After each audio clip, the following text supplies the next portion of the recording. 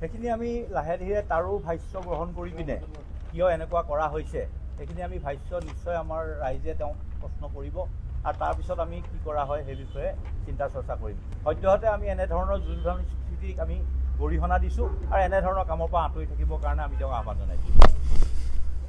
আমি নিশ্চয়কৈ এনেধৰণৰ কাৰ্য বাৰণ কৰিবলৈ চেষ্টা কৰিম আৰু কাৰণ আমাৰ গাঁওবাসী কাৰো সহমতত এয়া হোৱা নাই।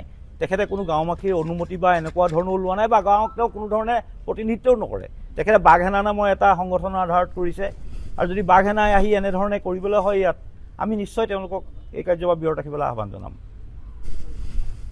সাংবাদিক আৰু সংবাদ কৰ্মীসকল, প্ৰথমে আপোনাসৱক আজি এই জেঙনিকটীয়াত আহি উপস্থিত হোৱাৰ বাবে আন্তৰিক ধন্যবাদ জ্ঞাপন কৰিছোঁ।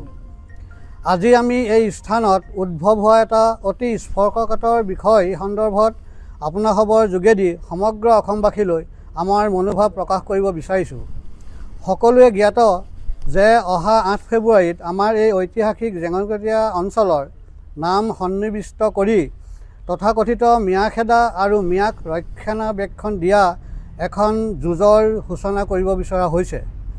মই মহম্মদ ইমৰান ৰহমান, সভাপতি জেঙনিকটীয়া 2 নং জুম্মা মছজিদ পৰিচালনা সমিতিৰ এই জেঙনিকটীয়া পৰিচালনা সমিতিৰ সভাপতি, জেঙনিকটীয়া যুৱ সমাজৰ সভাপতি আৰু সচেতন ৰাইজৰ উপস্থিতিত সকলোৰে প্ৰতিনিধি ৰূপে স্পষ্ট কৰি দিব বিচাৰোঁ যে আমি এই অঞ্চলবাসীয়ে নিজক বৃহত্তৰ অসমীয়া সমাজ আৰু সমাজ জীৱনৰ এক অবিচ্ছেদ্য অংগৰূপে গণ্য কৰোঁ।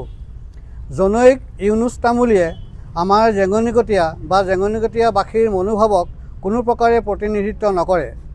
এনেধৰণৰ যুযুধান স্থিতিৰ বিপৰীতে আমি ভাৰতীয় সংবিধানৰ আধাৰত সকলো সমস্যাৰ সমাধান কৰাৰ পোষকতা কৰোঁ। এনেধৰণৰ যুযুধান স্থিতিক আমি গৰিহণা দিওঁ।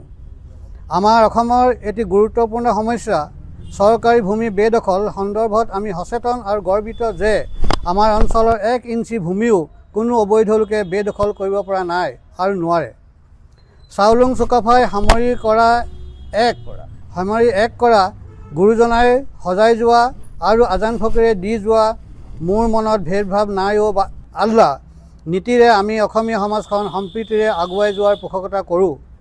আমি সকলোকে ৰাজনীতি আৰু ৰাজনীতিৰ স্বাৰ্থৰ ঊৰ্ধত থাকি ভাৰতীয় আইন ব্যৱস্থাত আস্থা আৰু সহযোগিতাৰে আমাৰ সাতাম পুৰুষীয়া শান্তি সম্প্ৰীতি অক্ষুণ্ণ ৰাখিবলৈ আহ্বান জনাইছোঁ।